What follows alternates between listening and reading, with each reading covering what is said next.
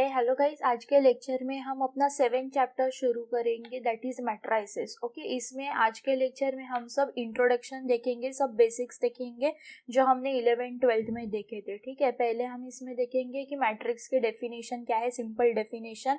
बाद में अलग अलग टाइप्स के मैट्रिक्स देखेंगे, फिर उसके डिटर्मिनेंट निकालना देखेंगे, और फिर ये सारे टॉपिक्स देखेंगे, that is minor, cofactor, adjoint और इनवर्स ऑफ अ मैट्रिक्स। फिर ऑपरेशंस मैट्रिक्स के ऊपर हम लोग क्या क्या कर सकते हैं वो देखेंगे, और फिर कुछ प्रॉपर्टीज है इम्पोर्टेंट वो देखेंगे। ठीक है, so let's get started our today's lecture. First हम सिंपल डेफिनेशन देखेंगे मैट्रिक्स की।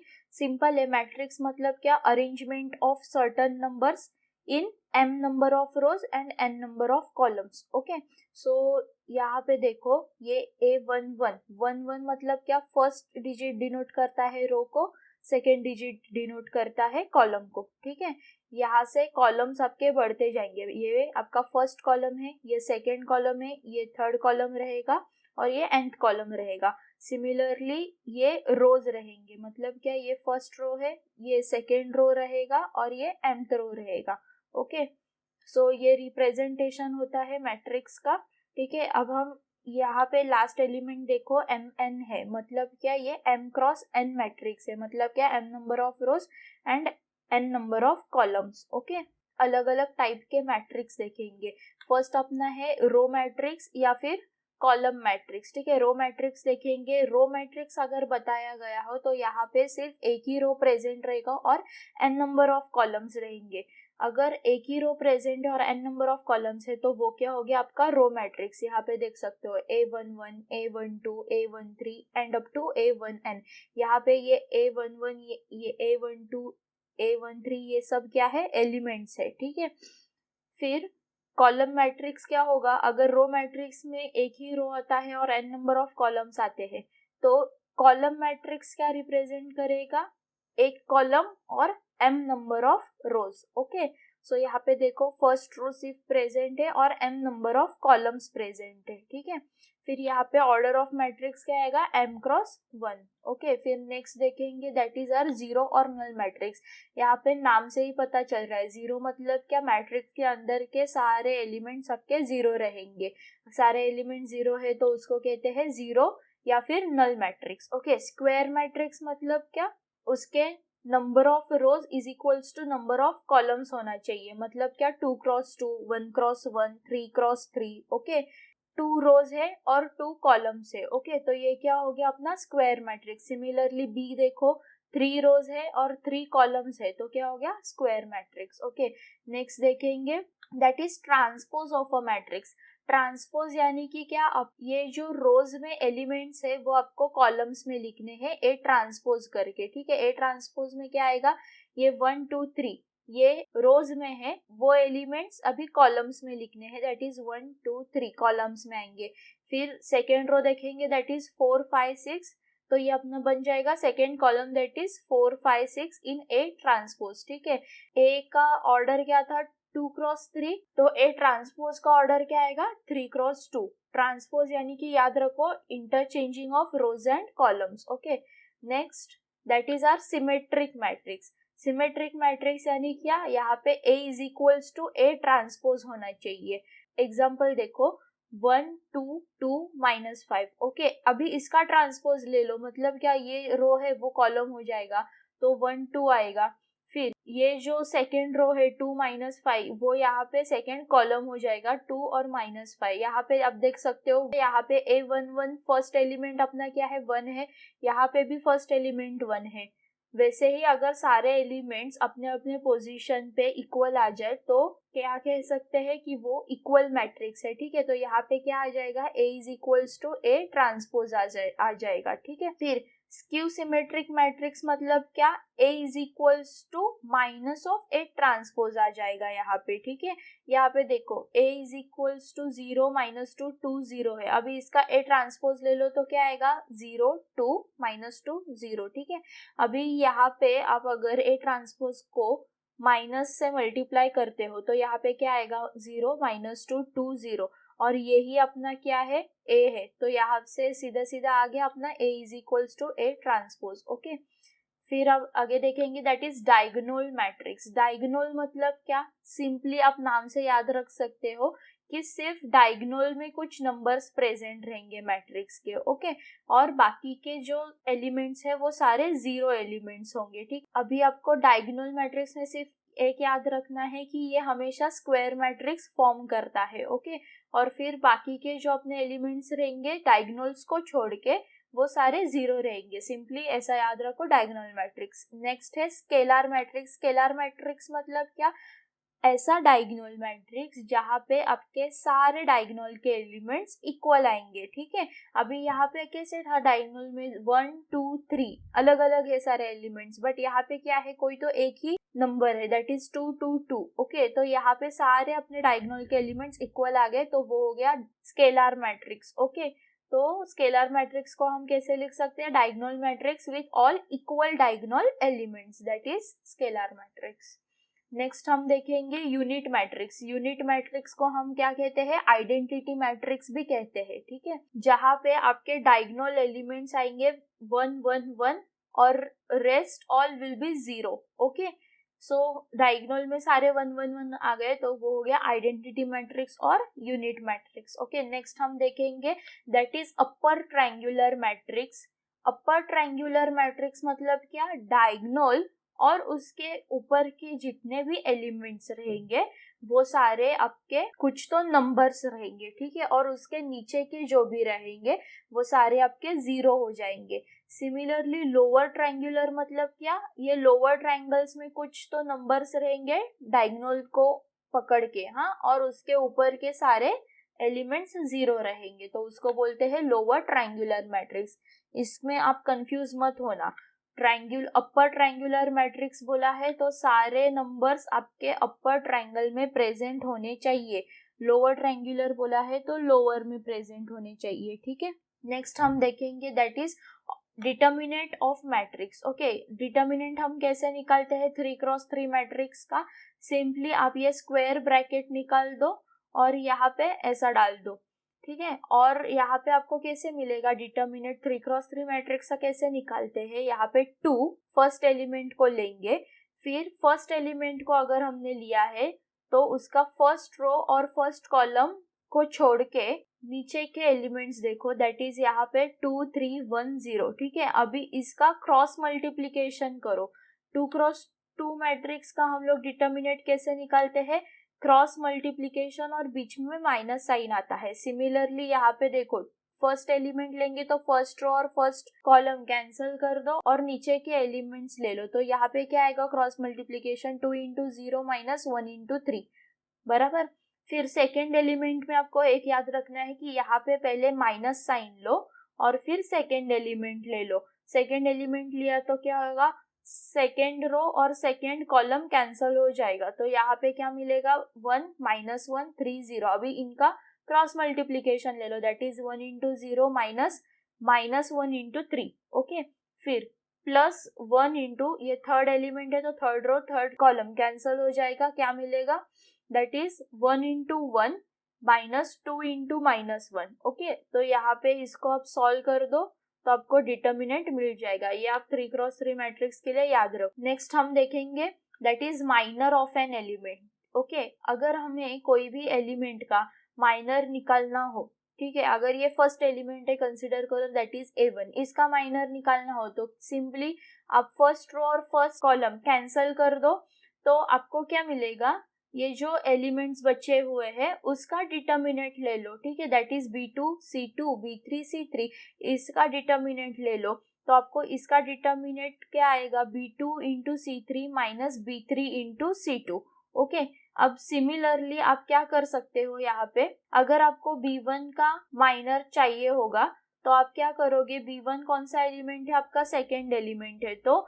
सेकेंड रो और सेकेंड कॉलम कैंसिल हो जाएगा, बचेगा क्या A2 A3 C2 C3, okay. अभी इसका आप डिटर्मिनेंट ले लो तो आपको क्या मिलेगा, M12। माइनर को डिनोट कैसे करेंगे, सेम अपना ये फर्स्ट डिजिट रो होता है, ये सेकेंड डिजिट कॉलम होता है। A1 की पोजीशन क्या है, A11 है, मतलब क्या, ये फर्स्ट रो और फर्स्ट कॉलम में है, तो उसका माइनर डिनोट कैसे करेंगे, फर्स्ट रो और first column, that is M11। V1 कौन से पोजीशन पे है, first row and second column, तो माइनर कैसे डिनोट करेंगे, M12। ओके, सिमिलरली आप बाकी के सारे एलिमेंट्स के माइनर निकाल सकते हो, दैट इज ऑफ C1 निकाल सकते हो, A2, A3, B2, B3, C2, C3 सबके आप निकाल सकते हो, ठीक है। फिर अभी ये माइनर की मदद से हम लोग कोफैक्टर ऑफ एन एलिमेंट ढूंढेंगे।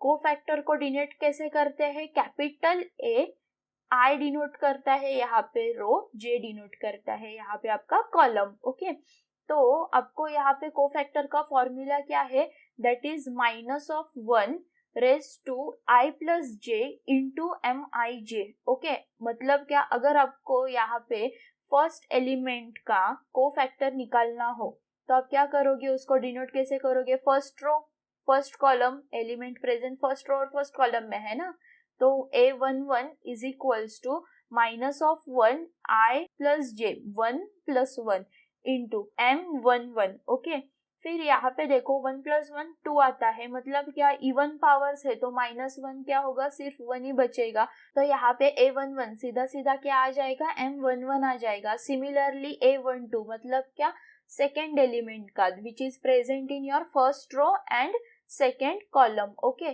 तो इसको आप कैसे निकालेंगे, -1 + 2 इंटू M12, ऑड पावर है, मतलब क्या माइनस की साइन रिटर्न रहेगी, तो यहाँ पे क्या आएगा, -M12। ओके, सो आप इस तरह से सारे एलिमेंट्स के कोफैक्टर्स भी निकाल सकते हो माइनर्स निकालने के बाद। ओके, यहाँ पे आप सिर्फ याद रखना, आपका टाइम बच जाएगा, दैट इज अगर इवन पावर्स हो तो साइन चेंज नहीं होगा, और अगर ऑड पावर हो तो साइन चेंज हो जाएगा, ठीक है।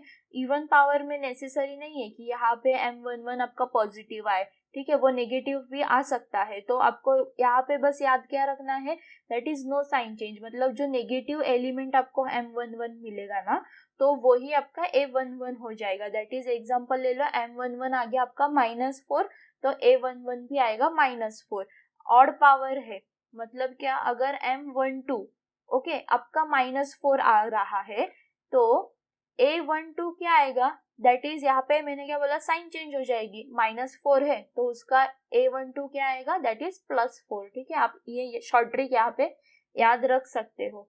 नेक्स्ट हम देखेंगे that is adjoint of matrix. Simply adjoint of matrix मतलब क्या, AIJ, मतलब हमने अभी जो कोफैक्टर्स का देखा उसमें सारे एलिमेंट्स के हमने कोफैक्टर्स निकाल दिए, फिर उसको रिस्पेक्टिव पोजीशन में डाल के हम लोग उसका मैट्रिक्स बनाएंगे which is denoted by capital AIJ, और उसका ट्रांसपोज ले लो, ट्रांसपोज यानी कि क्या, interchanging rows and columns. Okay, तो आपको एडजॉइंट ऑफ A मिलेगा, यहाँ पे आप एडजेसेंट प्रोनाउंस मत करो, ये एडजॉइंट है, ठीक है, adjoint of A that is equals to AIJ of transpose. फिर इनवर्स ऑफ मैट्रिक्स को देखेंगे, इनवर्स कैसे निकालते हैं, that is A inverse is equals to 1 determinant of A into adjoint of A।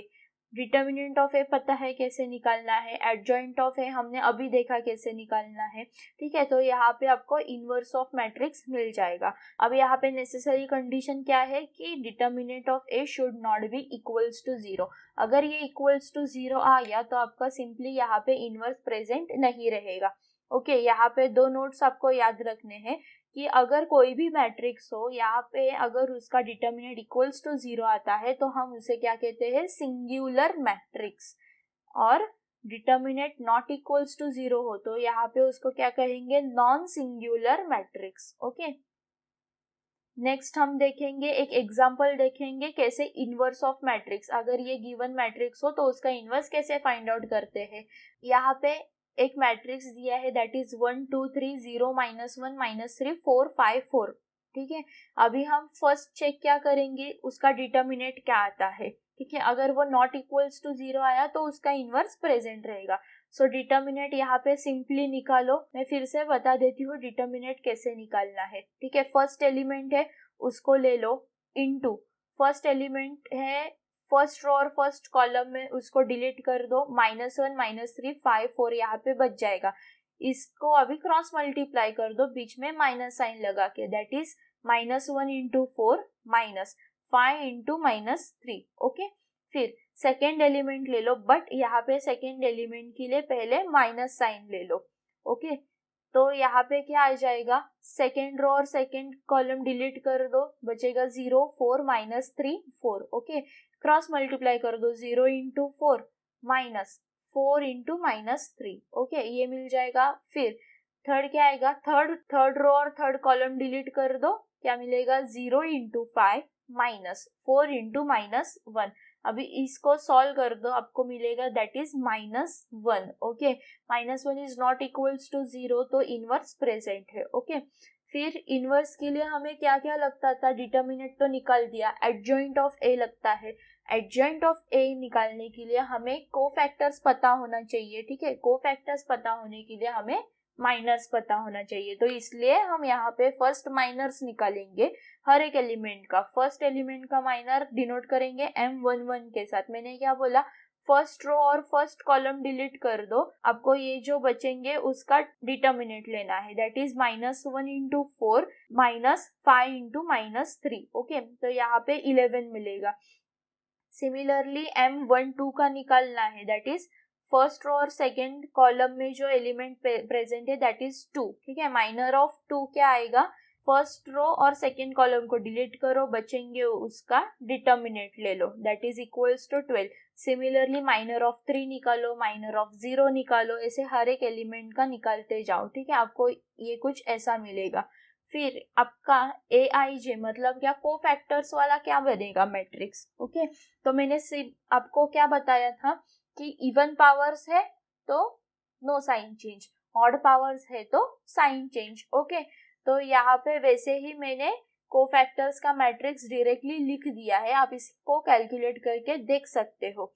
फिर एडजॉइंट ऑफ ए क्या होगा, that is AIJ का ट्रांसपोज, मतलब क्या, ये जो रो है वो यहाँ पे कॉलम बन जाएगा। 11 माइनस 12 माइनस 4 यहाँ पे रो में थे, वो एलिमेंट्स यहाँ पे कॉलम्स में आ गए। सिमिलरली सेकेंड रो के सेकेंड कॉलम्स में आ जाएंगे, थर्ड रो के थर्ड कॉलम्स में आ जाएंगे, और फिर अपना इनवर्स वाला फॉर्मूला लगाएंगे, that is 1 upon determinant of A into adjoint of A. Okay, तो यहाँ पे ए इनवर्स हमें कुछ ऐसा मिल गया। ओके, नेक्स्ट हम देखेंगे कुछ operations of matrix. Okay, first है अपना equality of two matrices. Equal दो मैट्रिक्स कब होंगे, जब यहाँ पे उनका ऑर्डर सेम रहेगा। मतलब क्या, अगर 3x3 मैट्रिक्स है तो दूसरा भी आपको 3x3 मैट्रिक्स होना चाहिए, या फिर 2x3 मैट्रिक्स है तो नेक्स्ट दूसरा मैट्रिक्स भी 2x3 ही होना चाहिए। ओके, तो सेम ऑर्डर होने से सिर्फ मैट्रिक्स इक्वल होंगे क्या, नहीं, उसके लिए और एक कंडीशन है, दैट इज वो करस्पॉन्डिंग पोजीशंस पे उसके एलिमेंट्स सेम होने चाहिए। मतलब क्या, देखो फर्स्ट एग्जांपल ले लो, A है 4976, B है 946102। ओके, यहाँ पे देखो इसका ऑर्डर क्या आएगा, 2x2 आएगा, दो रो है दो कॉलम्स है। B का ऑर्डर क्या आएगा, 2 रो 3 कॉलम्स, दैट इज 2x3। यहाँ पे तो ऑर्डर ही सेम नहीं आ रहा है, तो ये दोनों तो इक्वल मैट्रिक्स नहीं है। नेक्स्ट यहाँ पे देखो, फर्स्ट कंडीशन चेक करो, 2x2 है, यहाँ पे भी 2x2 है, सेम ऑर्डर है बट सेम एलिमेंट्स है क्या, देखो 4320 3402, यहाँ पे एलिमेंट्स भी सेम है बट वो अपने अपने पोजीशंस पे सेम है क्या, मतलब A11 that is your first element 4 है, यहाँ पे फर्स्ट एलिमेंट 3 है, तो ये तो नहीं आएगा इक्वल, बराबर ही। सिमिलरली यहाँ पे देखो, यहाँ पे सेकंड एलिमेंट 3 है, यहाँ पे 4 है, तो A और B इक्वल नहीं है। यहाँ पे देखो थर्ड एग्जांपल 1450 और B मैट्रिक्स है 1450, यहाँ पे 2x2 है, 2x2 है, मतलब क्या, दोनों के ऑर्डर सेम है। फिर 1450 सेम एलिमेंट्स है, करस्पॉन्डिंग पोजीशंस पे है क्या, सेम, दैट इज यहाँ पे फर्स्ट एलिमेंट 1 है, यहाँ पे भी 1 है, यहाँ पे 4 है, यहाँ पे भी 4 है, यस, ये यहाँ पे इक्वल है। तो हम यहाँ पे क्या कह सकते हैं कि A is equals to B, दोनों भी मैट्रिक्स इक्वल है। ओके, फिर देखेंगे multiplication of matrix by scalar. मतलब क्या, कोई भी मैट्रिक्स आपको दिया हो, अगर उसको आप किसी भी स्केलर से मल्टीप्लाई करोगे, स्केलर मतलब क्या, कोई भी आपका एक रियल नंबर रहेगा। ओके, दैट इज यहाँ पे हमने अगर k ले लिया, k को a से मल्टीप्लाई करेंगे तो उसके सारे एलिमेंट्स अंदर जो है a के, वो भी k के साथ मल्टीप्लाई हो जाएंगे। ओके, फिर हम नेक्स्ट देखेंगे that is sum of matrices.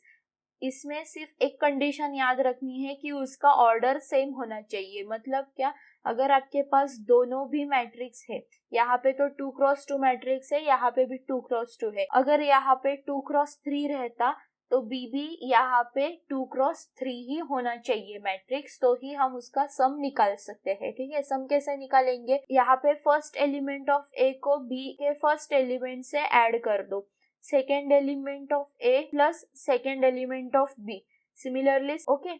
सो यहाँ पे आपको a प्लस बी मैट्रिक्स मिल जाएगा, इसका भी ऑर्डर सेम रहेगा आपके a और b के साथ। ओके, नेक्स्ट हम देखेंगे that is multiplication of matrices. अभी इसमें आपको दो कंडीशंस याद रखनी है कोई भी मैट्रिक्स, दो मैट्रिक्स को मल्टीप्लाई करने से पहले। That is column of A, that is number of columns of A should be equals to number of rows of B. Okay, next हम देखेंगे that is order of product of A B. मतलब क्या, इसको multiply करने के बाद आपको जो भी रिजल्ट मिलेगा that is A B matrix, उसको डिनोट करेंगे, तो उसका ऑर्डर क्या आएगा, that is number of rows of A into number of columns of B. ठीक है, हम इसे वन बाय वन देखेंगे अच्छे से। कंसिडर करो आपको ए मैट्रिक्स दिया है 2x3 ऑर्डर का और बी मैट्रिक्स दिया है 3x3 मैट्रिक्स का, 3x3 ऑर्डर का। ओके, तो यहाँ पे देखो फर्स्ट कंडीशन है number of columns of A that is equals to 3, number of columns number of rows of B is equals to 3। तो यहाँ पे फर्स्ट कंडीशन सेटिस्फाई होगी, number of columns of A is equals to number of rows of B। Next हम देखेंगे इसका multiplication कैसे करते हैं। यहाँ पे देखो फर्स्ट रो को फर्स्ट कॉलम के साथ मल्टीप्लाई कर दो और उसके एलिमेंट्स को ऐड कर दो। कैसे करेंगे, that is A1 into B1 plus A2 into B4 plus A3 into B7। Okay, similarly यहाँ पे जितने भी कॉलम्स रहेंगे वो कॉलम्स को पहले ये रोज के साथ मल्टीप्लाई कर दो और सारे एलिमेंट्स को ऐड कर दो, सम अप कर दो। तो आपका सेकेंड एलिमेंट ए बी वाले प्रोडक्ट में क्या मिलेगा, that is A1 into B2 plus A2 into B5 plus A2 into B8। Okay, similarly आप इसको थर्ड कॉलम के साथ मल्टीप्लाई कर दो। अभी यहाँ पे सेकेंड रो भी है, तो सेकेंड रो को सिमिलरली ये सारे कॉलम्स के साथ मल्टीप्लाई कर दो और उसके एलिमेंट्स को यहाँ पे ऐड कर दो। मतलब क्या, A4 into B1 plus A5 into B4 plus A6 into B7 and similarly for other two elements. Okay, तो यहाँ पे इसकी ऑर्डर क्या मिली, दो रोज है बट 3 कॉलम्स है, तो हमें ऑर्डर क्या मिली, 2x3 मिली। मैंने क्या यहाँ पे सेकेंड नोट लिखा था, that is order of product A B is number of rows of A into number of columns of B. Okay, तो यहाँ पे number of rows of A क्या है, 2 है, number of columns of B क्या है, 3 है, तो हमें रिजल्ट क्या मिलेगा, 2x3 ऑर्डर का मैट्रिक्स मिल जाएगा। ओके, नेक्स्ट देखो कुछ प्रॉपर्टीज है हमें यहाँ पे याद रखनी है, आपको एमसीक्यू सॉल्व करने के वक्त आपको काम आएगी।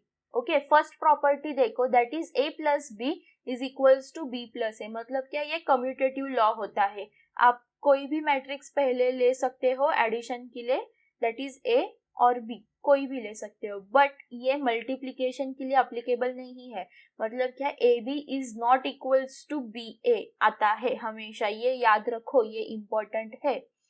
फिर a प्लस बी प्लस सी को हम पहले a प्लस बी को ऐड करेंगे और फिर उसको c के साथ ऐड कर सकते हैं, या फिर b और c को पहले ऐड करो और बाद में उसको a के साथ। सिमिलरली हम यहाँ पे मल्टीप्लिकेशन के लिए भी ऐसा कर सकते हैं, बट यहाँ पे सिर्फ एक ही कंडीशन रहेगी, क्या, कि हमने अगर a और b को किया है तो पहले a और b को करो फिर उसको c के साथ मल्टीप्लाई कर दो, या फिर b और c को करो और फिर a को b और c के साथ मल्टीप्लाई कर दो। बट ऐसा मत करो कि a और c को मल्टीप्लाई करोगे और फिर उसको b के साथ मल्टीप्लाई करोगे। ठीक है, क्योंकि अपना ये क्या होता है, कम्यूटेटिव लॉ फॉलो नहीं करता है।